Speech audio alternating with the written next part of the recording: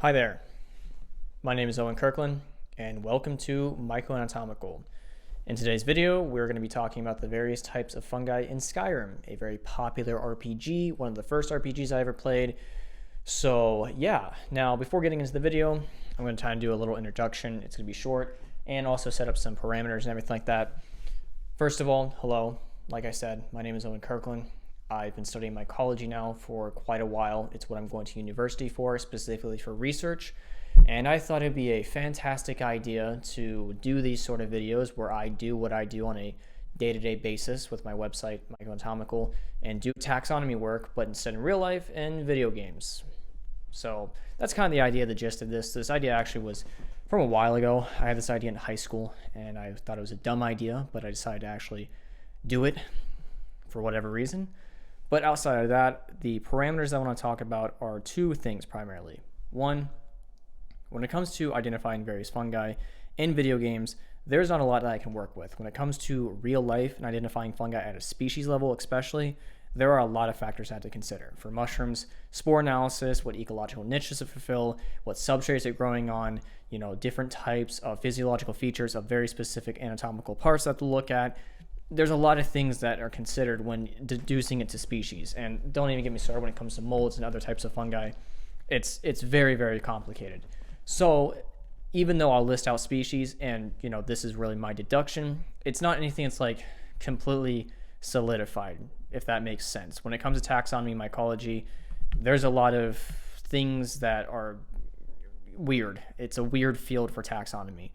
So I just want to put that out there that yes, I'll be listing species, but most of the time when I say species, take it in the sense that I'm more or less talking about a group. I'm talking about a genera. Now, genera, by the way, future me, put up the graph, just put it up there, showing it what it is. Essentially, it's the one above species. In taxonomy, you have various different levels of identification.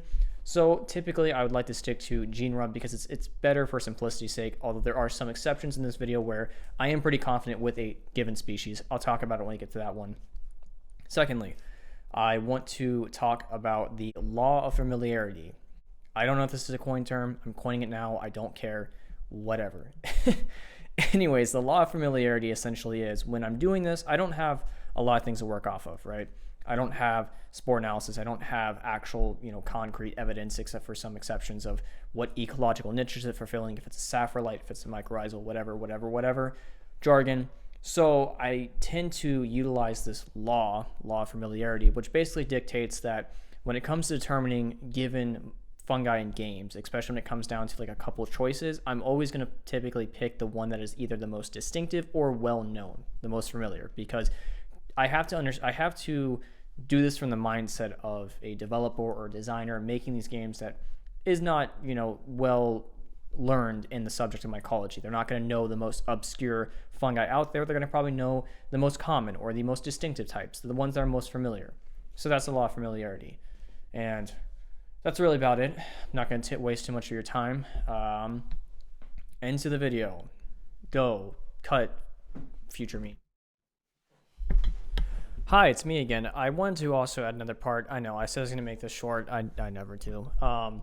It's important, though, and it's going to be very short, I promise. Another thing I want to talk about that I forgot to put in the first clip is the fact that when it comes to some of the mushrooms in this game, I do think that they did take liberties with some, that there's not really a real-world counterpart necessarily that matches well. They decided to just kind of do their own thing, which is entirely possible for even more than the ones that I'll kind of talk about extensively. It's basically one that I'll talk about extensively as to being the case scenario. So I want to put that out there as a short thing that in video games, it's not as if every single one has to be based on a real life counterpart, that they sat there and looked at one. It's sort of just like what I see, and some of them, there's some times where I think they just kind of made it up at scratch. There wasn't really anything they even base it off of when it comes to real life. Maybe some aspects. I'll get to more of that when it comes, but I just want to put that out there. Bleeding Crown. Bleeding Crown is a mushroom growing primarily throughout the caves of Skyrim, but can be also found in select overworld locations too. For the real-life counterpart of this mushroom, it's going to be Bleeding Mycena, or Mycena hematosis for the Latin name. I came to this deduction based primarily off the name of the mushroom and the overall look at the pilus or cap. Bleeding Crown, Bleeding Mycena, there's a one-to-one correlation there, but also looking at the cap itself, its overall shape and coloration is very similar too. the conical configuration or cone-like configuration is very similar to what is seen in specimens of bleeding mycena as shown here, especially in adolescent specimens. But the coloration itself too is very similar, with more note onto the actual umbo itself or central part of the mushroom that is a darker coloration in comparison to the rest of the mushroom. Now something I also want to commentate on is the idea of it bleeding. Now it does bleed, but the actual term would be used as producing latex, which is essentially juice that comes out of mushrooms whenever it's cut or whenever it's bruised. Another thing that I want to actually talk about too is something that I observed when actually getting gameplay footage for this mushroom. There was this mill, and near this mill, this individual in a journal wrote about how these mushrooms were actually growing in a location that is not typical seen throughout Skyrim. But what's actually funny and ironic about this is the fact that this is more accurate than what is seen in the stereotypical cave locations of Skyrim, as these mushrooms are saphrolites or decomposers. So that would be all for the bleeding crown. Fly Amanita. Fly Amanita is a mushroom growing primarily in caves throughout Skyrim, but can be found in select overworld locations too. For the real-life counterpart of this mushroom, it's going to be fly agaric or Amanita muscaria. This is pretty simple when looking at the name of the mushroom itself to its real-life counterpart name. However, it's pretty infuriating when it comes to this one because the overall look of the Pileus looks nothing like its real-world counterpart. The look of the Pileus is more like a Rusilla than it is an actual Amanita. Amanitas have, especially this species itself, have very distinctive white veil remnants littering the entirety of the cap itself, giving that sort of white button look to it that is seen throughout all types of media. But that's not shown here, which is very weird. I don't know why this would be excluded. Perhaps the veil remnants have eroded off, but this, when it happens, does not entirely erode all veil remnants. There would be still evidence of veil remnants being on there, and even so, it wouldn't be produced on every single specimen. So I don't know why they made this design decision.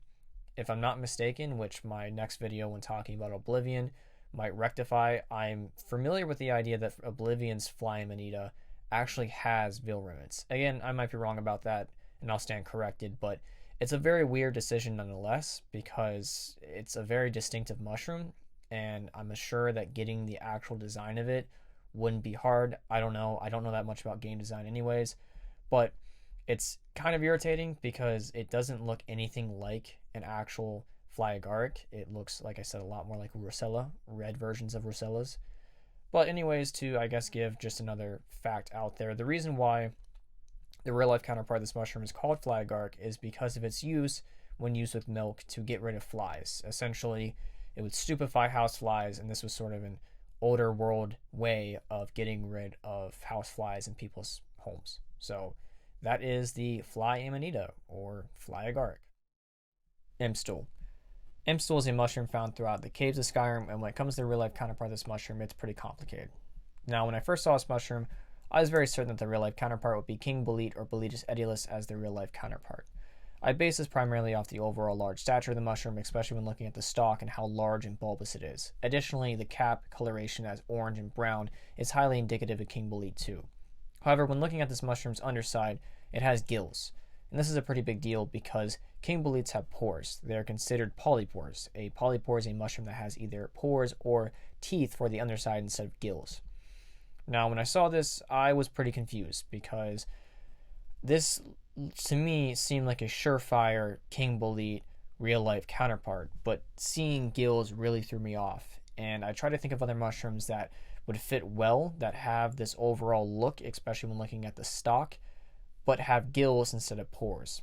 Now, I'm well aware that there are boletes out there that have gills, but when it comes to King Bolete, it specifically has pores. And even looking at other boletes that have gills, they didn't match well with what is seen in Imp Stool, especially when it comes to coloration and the stalk itself.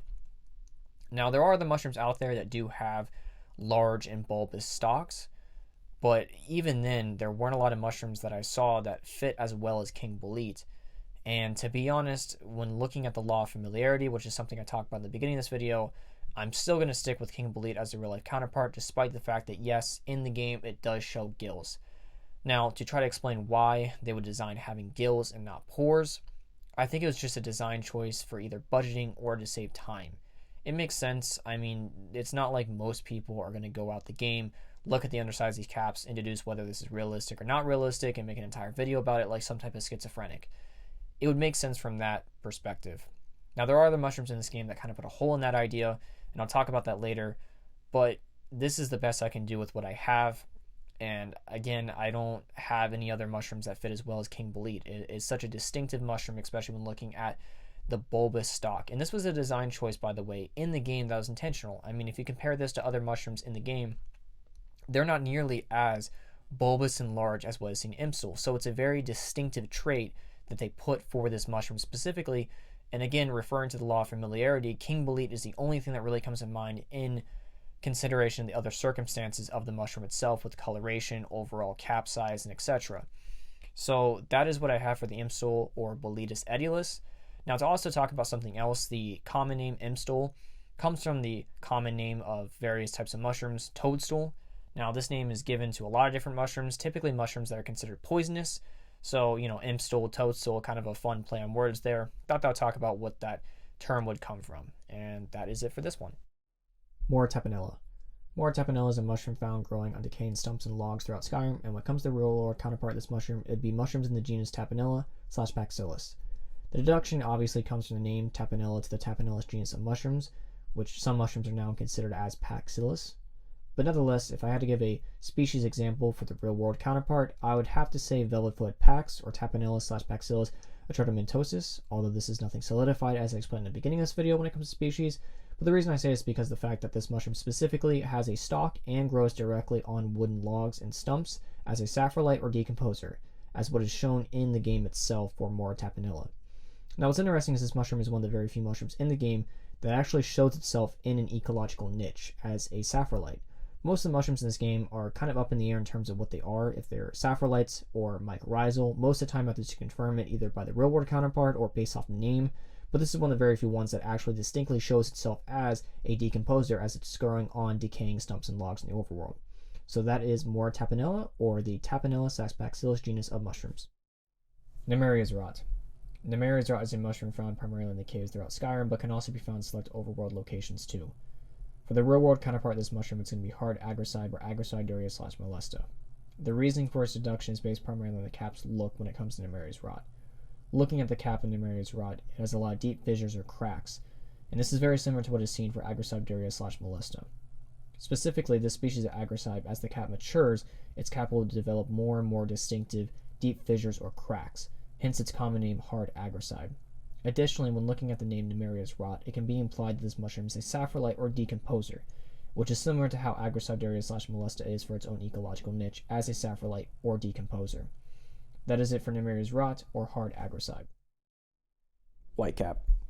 Whitecap is a mushroom found primarily in caves throughout Skyrim, but can also be found in select overworld locations too. When it comes to the real-world counterpart of this mushroom, there are two different ways I can think about it in terms of determination. The first being looking at the cap itself and working it out from there, and the other working it from the law of familiarity and going from there. For the former, looking at the cap itself for whitecap, it's a cap that is white and has scales, or what appears to be scales. And this is not a lot to work off of. There are a variety of mushrooms out there, even different types of genera, that can be white and have a scale-like appearance. One genus that I think of is Agaricus. Now, there's a variety of species in this genus that could be a candidate for it. Again, determining species level, there really is something I can go off of. In the real world, I have to determine it based off a lot of different things, primarily based off its own ecological niche, where it's growing in, spore analysis, and etc. But to give some examples of species would be Agaricus pleisomycetes, Agaricus hondensis, and Agaricus deardorfensis. Now, there's another candidate that I can talk about, and this kind of plays more into the law of familiarity, which I talked about in the beginning of this video, and that is the Amanita bisporidra. Now, this is not a very strong thing, and the only reason I have somewhat of an inclination are for two reasons. One, it's a well-known mushroom. It's also known as the destroying angel mushroom. Additionally, the flat surface of the cap that's shown in the actual game itself seems to be somewhat distinctive and seems to be an intentional trait, which this mushroom is known to have, although there are a variety of mushrooms that can have a very flat appearance.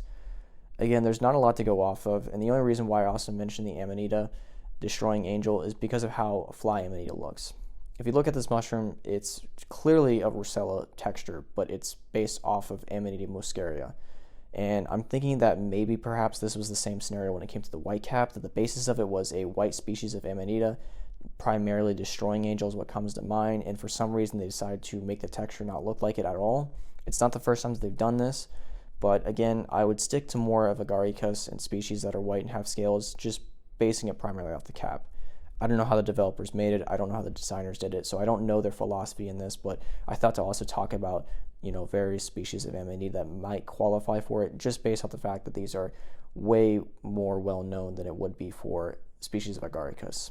So that is the whitecap, or the species of Agaricus / species of Amanita. Blisterwort. Blisterwort is a mushroom found primarily in caves throughout Skyrim, but can also be found in select overworld locations too.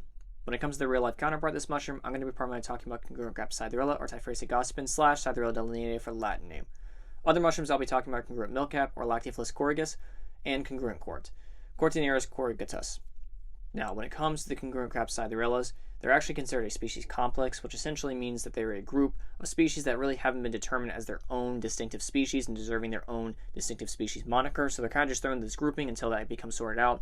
It's a whole taxonomy biology thing. You don't got to worry about that.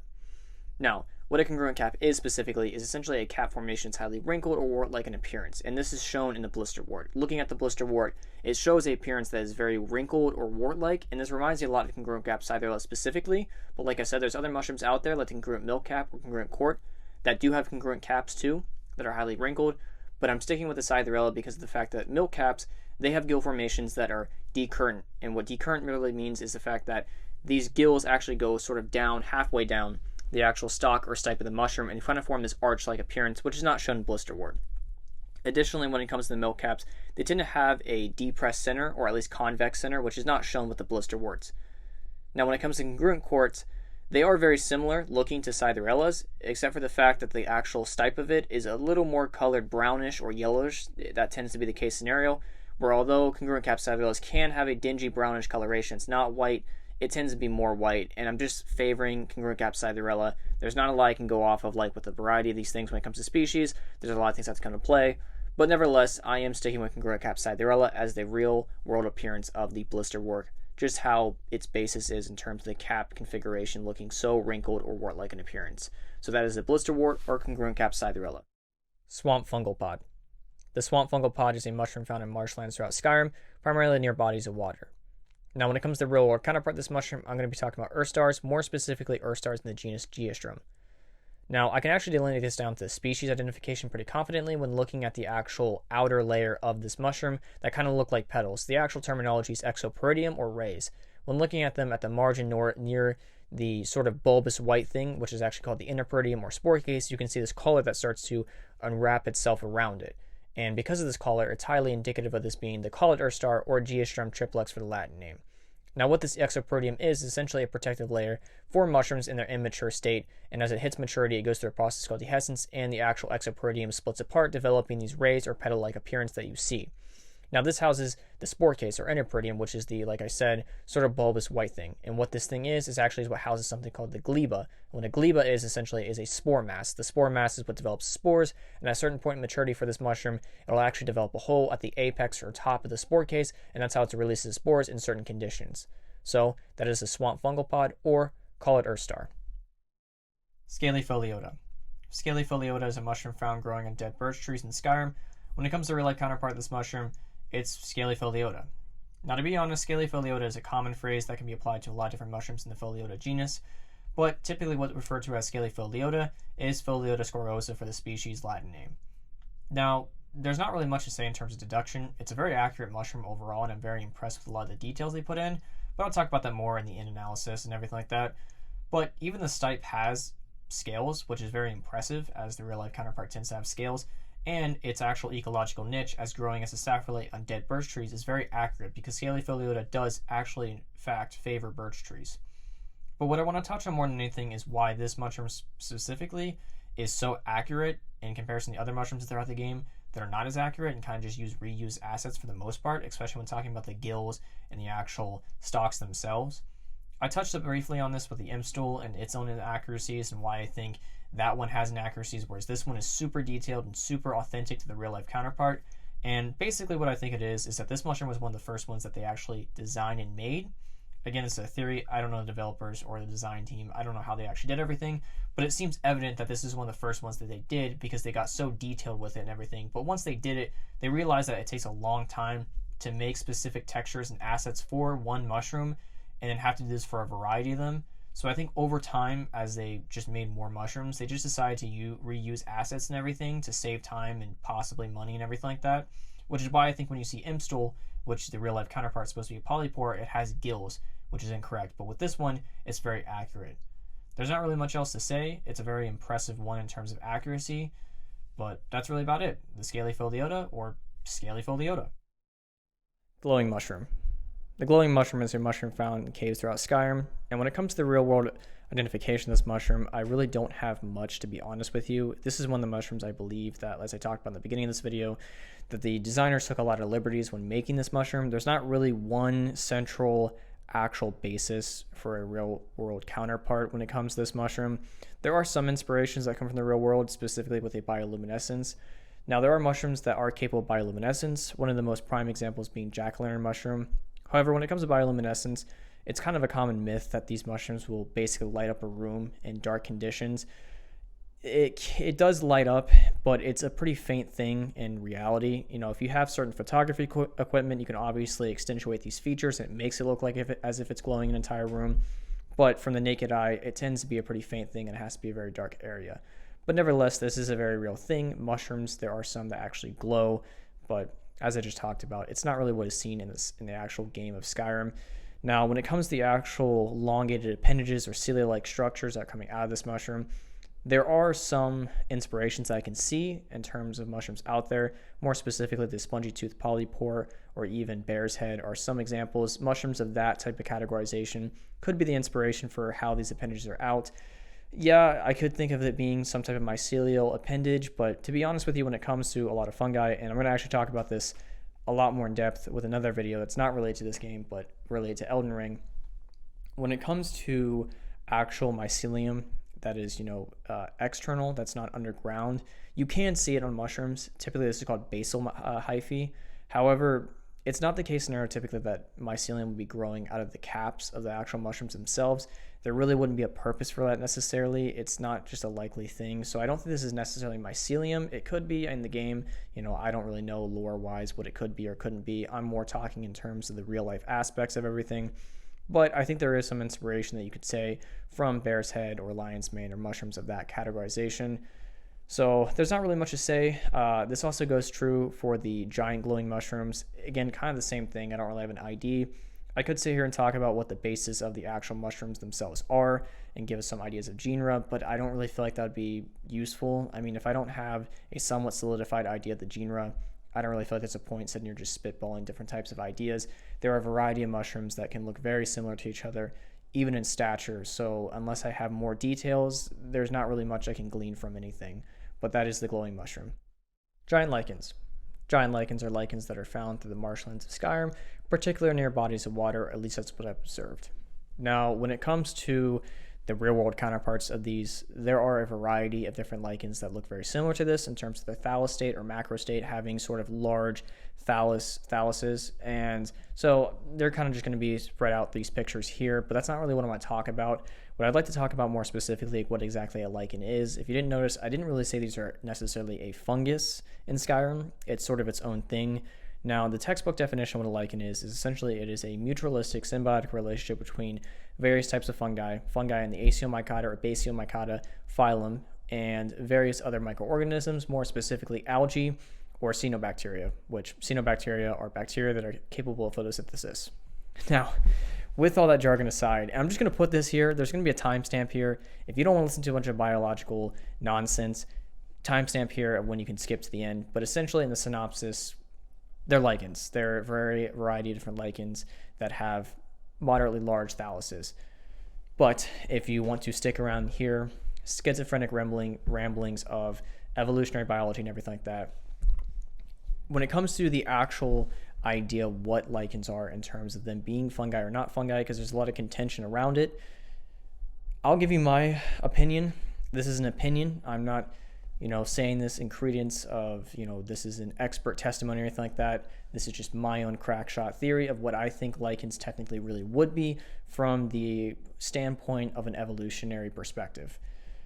So, like I said, forewarning, putting timestamp here again, If you want to skip this, I do not blame you. I'm going to be talking about a lot of jargon and a lot of things that you're probably not going to know. You don't need to know. It doesn't matter.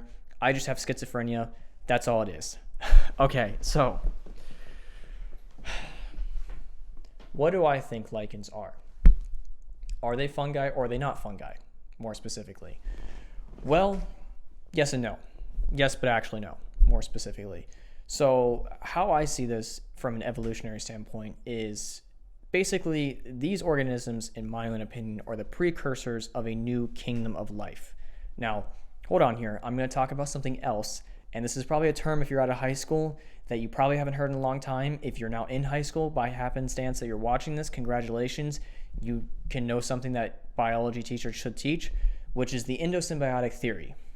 Now, what is the endosymbiotic theory? This is a theory essentially of how prokaryotic, which prokaryotic essentially in very, very simple terms means simple cells, formed into eukaryotic cells, which means simple terms, complex cells with organelles and such. The idea is that through symbiosis, which symbiosis, by the way, is basically a relationship between organisms where they essentially have some type of dynamic. I'm more talking about, for the endosymbiotic theory, mutualism, which mutualism is a symbiotic relationship where both organisms benefit from the relationship, right? There's a lot of examples of this. Lichens are an example where, hey, you scratch my back, I scratch your back, that type of thing, right? Now, in regards to the endosymbiotic theory, the theory is that prokaryotic cells essentially formed these symbiotic relationships that are mutualistic to a point that they became so solidified that essentially they can't live or function without each other, which is how you form into eukaryotic cells or organelles and such. Again, this is a very rough theory. This is just a rough explanation of the theory. But I'm just saying this because it's relevant to what my opinion of what lichens are. I believe, based off the endosymbiotic theory, that lichens, which have a mutualistic symbiotic relationship between fungi and other types of microorganisms, are precursors to a new type of kingdom as time progresses, which, by the way, when I'm talking about time, I'm talking on the scale of like thousands and thousands and thousands of years. I'm not talking on a human time scale. I'm talking on an evolutionary time scale. As time progresses, these organisms, these precursor organisms, will form themselves into a new kingdom. And what we are observing now is the sort of in-between stage, if that makes sense. I should also mention that when it comes to evolution and everything like that, and even taxonomy, it helps to understand these things in a gradient system. I hope that's the right term I'm using, is a gradient system. Essentially a color palette, right? If you look at a color palette on a gradient scale, it's like there you have various colors. You'll see it on the screen of what it is, but the most distinct colors. And then towards the middle, the colors become sort of collage or kind of sort of seem abstract to what they are. That's how I think people should think about evolution and taxonomy in general. It's not really the whole monkey to man type thing. It's more of a gradient scale. Now, back to my point of what I think lichens are. And I think that based upon the fact that these things, in my own opinion, and there's other organisms out there that I think qualify for this. Another example are mycoheterotrophs, which a mycoheterotroph is essentially, this particular applies to plants that do not photosynthesize, which, yes, don't get too caught up on it. If you miss points in high school biology exams because they ask if plants are autotrophs or heterotrophs, autotroph being they make their own nutrients, heterotroph where they don't, and you said that they weren't and got it wrong, technically you were right, because there are plants that do exist that do not actually make their own type of nutrients and do not photosynthesize, but instead, in the relationship as a macroheterotroph, they essentially hijack mycorrhizal, which mycorrhization is a symbiotic relationship between different types of fungi and different types of plants. Nobody here is watching this, by the way. I already know nobody's sitting here hearing me go schizophrenic about different terms that no healthy person has to hear. Anyways, back to what I was saying. Mycoheterotrophs are another example of this. They are another example, in my own opinion, that they are precursors to a new type of kingdom, that they are sort of the in-between stage of one kingdom to another kingdom. And how do you delineate that? Listen, that's an entire video that I can talk about taxonomy of how you delineate something as something else. Again, going back to the whole gradient system, at what point is a color a new color? Well, it's sort of arbitrary, not arbitrary, and sort of this entire thing that's complex. But for a little bit of simplicity's sake, I think that what lichens are, they're fungi, but paradoxically not fungi at the same time.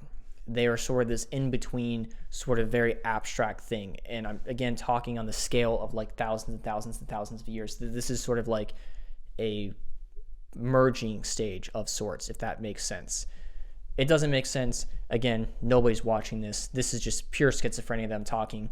But that's essentially my theory of what lichens are, is that they're essentially a paradox of being a fungus and not really being a fungus at the same time, because they're sort of this merging into a new organism that really hasn't been categorized yet, because there really hasn't been enough time to actually make itself too distinct to put it in its own categorization yet. But there are certain signs that it is sort of its own thing, and that's, in my own opinion, based on the endosymbiotic theory.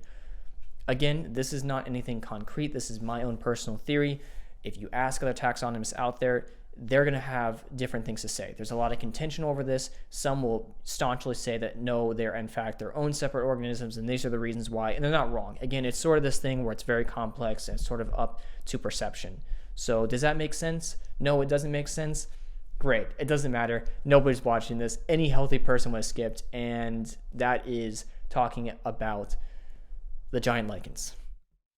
So now that I've gone over the main list of fungi in Skyrim, I want to do a sort of honorable mentions. There's a couple here that I want to mention. One of them is still a mushroom, but it doesn't really have its own actual item like as it is with the others in the primary list. So this is kind of transitioning to the honorable mention section, or whatever you want to call it, really, to be honest. Now, when it comes to giant mushrooms growing around Tel Mithryn, the actual in-game name for these mushrooms are the Emperor Parasol mushrooms. They are mushrooms essentially native to Morrowind and brought over the Solstheim. And when it comes to the real-life counterpart of these mushrooms, it is the Parasol mushroom family, or Lepitaceae family. Now, I came to this deduction as it being a parasol mushroom looking at the moss itself. When it said Emperor Parasol, I immediately thought of parasol mushrooms. This family of mushrooms, there's a lot of different types of species in this family that can match well to what is seen in the game. I'm specifically looking at mushrooms in this actual family, more specifically genus Lepiota genus, that have an umbo, or the central part of the actual cap itself, or pileus, that's a little more darkened with a brown reddish coloration. One that comes to mind is crested dapperling, or Lepiota cristata.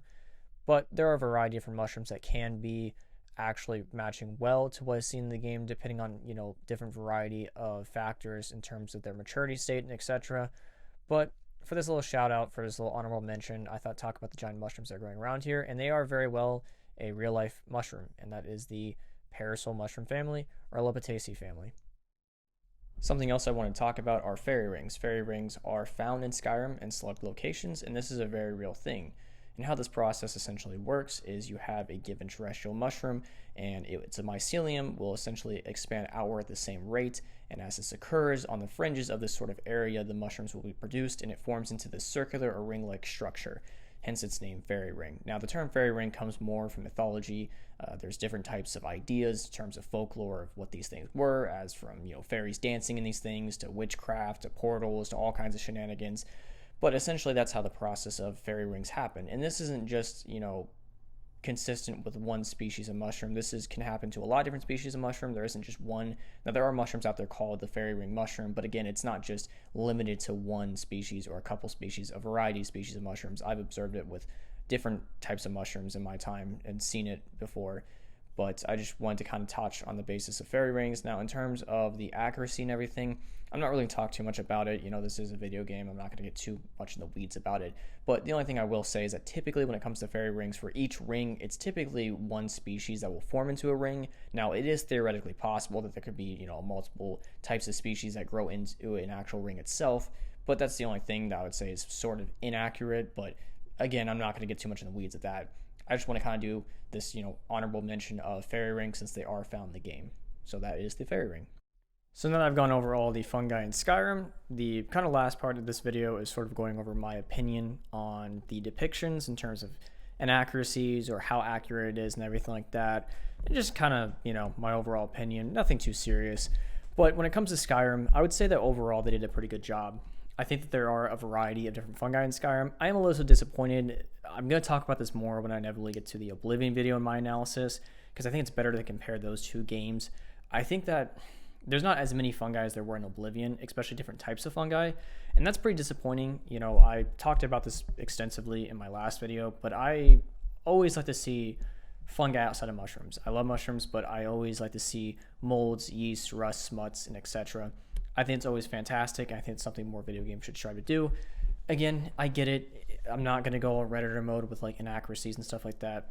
No normal person is going to get this all particular about these type of things. I understand completely. It's not like I'm over here losing sleep because they put gills on, you know, the Imp Stool or anything like that. I get it. I wish they'd put a little more detail. I mean, obviously they were capable of it with some of them, such as the Scaly Pholiota, but yeah, you know, there's not really much to say. I'm going to save it more for the Oblivion analysis and everything like that. But this is the end of the video. I thank you for watching. You know, if you want to check out the other video, stuff like that, by all means. I'm not going to, you know, force anybody or anything like that. Yeah. So I don't know how to end these things. It's always awkward, but that's the end of the video.